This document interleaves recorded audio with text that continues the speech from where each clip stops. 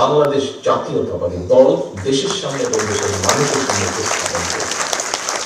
আর কেউ করার আগে সবচেয়ে আগে আমরা করেছি বাংলাদেশ জাতীয়তাবাদী দল।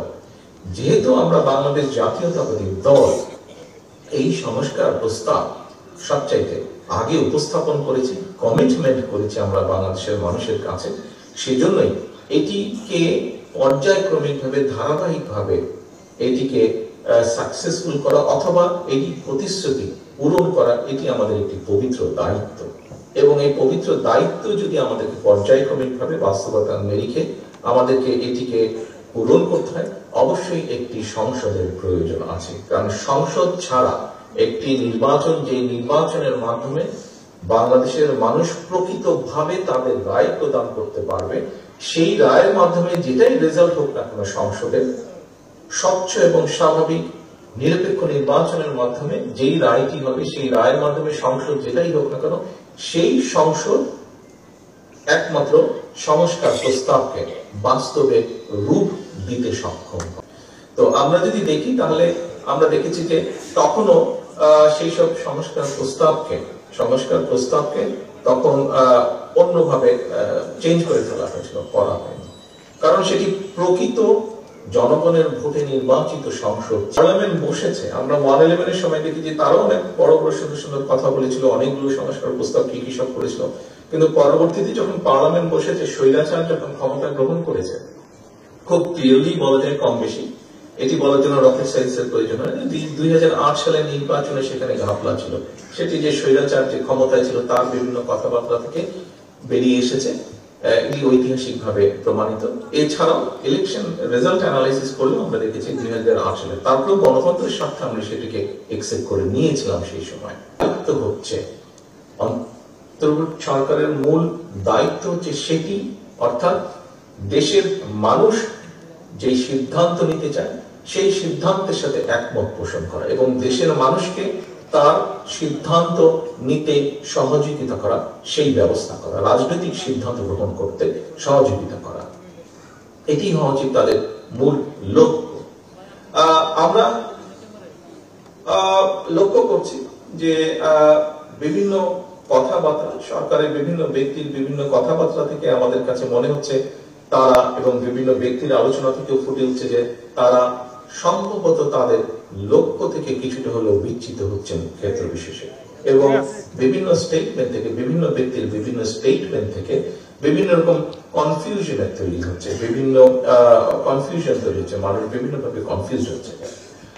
প্রিয় উপস্থিতিবৃন্দ, খুব স্বাভাবিকভাবে রাজনীতিতে যখন কনফিউশন থাকবে, অস্থিরতা তখন দেখা দিবে আমাদের, এবং এই অস্থিরতার কারণে প্রত্যেকটি দেশের প্রত্যেকটি মানুষ সমস্যার সম্মুখীন হবে।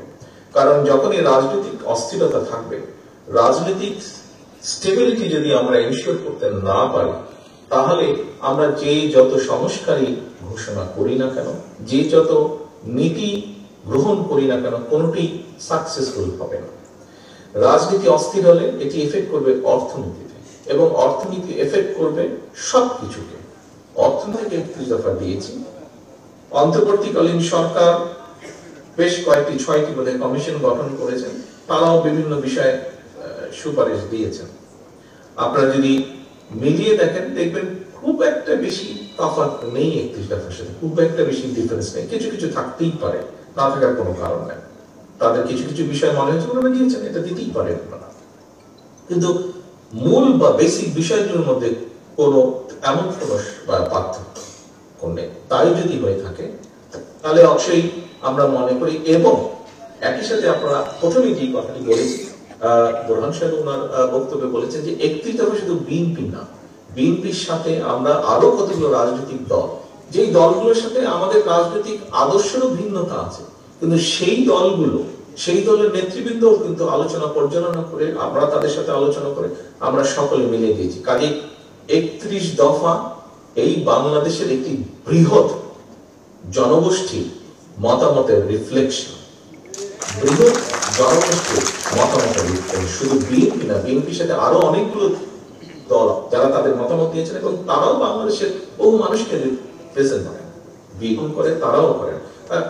জনগোষ্ঠী রিপ্রেজেন্টেটিভ বা রিফ্লেকশন বৃহৎ জনগোষ্ঠীর মতামতের রিফ্লেকশন হচ্ছে এই 31 দফা।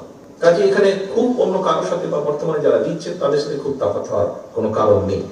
31 দফা পূরণ করতে হলে শুধু আমরা ইনশাল্লাহ জনগণের সমর্থনে সরকার গঠনে সক্ষম হলে আমরা 31 দফা পূরণে প্রতিটি দল প্রতিটি মানুষের আমাদের সহযোগিতা কাম্য। অস্থিরতা, এই তর্ক বিতর্ক সবকিছু তখন সংসদের বাইরে চারিদিকে ছড়াতে থাকবে এবং সংসদের বাইরে যত বেশি এটি ছড়াবে তত সব জায়গায় বিভিন্নভাবে অর্থনীতি থেকে শুরু করে সামাজিক অবস্থান থেকে শুরু করে সকল জায়গায় একটি অস্থিরতা দেখা দেবে, যা সামগ্রিকভাবে দেশকে ক্ষতিগ্রস্ত করে। দেশে যত দ্রুত সম্ভব একটি স্থিতি অবস্থা আনা সম্ভব, তত দ্রুত দেশকে ধ্বংসের কিনারা থেকে ধীরে ধীরে বের করে নিয়ে আসা সম্ভব, সরিয়ে নিয়ে আসা সম্ভব। অনেকেই বলে থাকেন, কোন কোন ব্যক্তি আমি শুনেছি, অনেকের নাম হলো কোন কোন ব্যক্তি বলার চেষ্টা করেন বা বলে থাকেন যে নির্বাচন হলেই কি সব সমস্যার সমাধান হবে?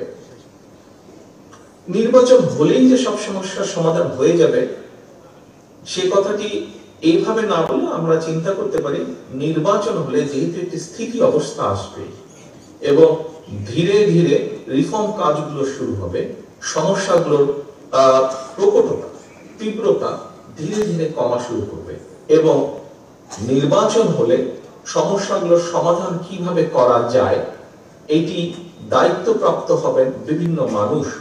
যখন দায়িত্বপ্রাপ্ত হবেন স্বাভাবিকভাবেই তারা বসবেন, তারা আলোচনা করবেন, তারা কাজ করবেন।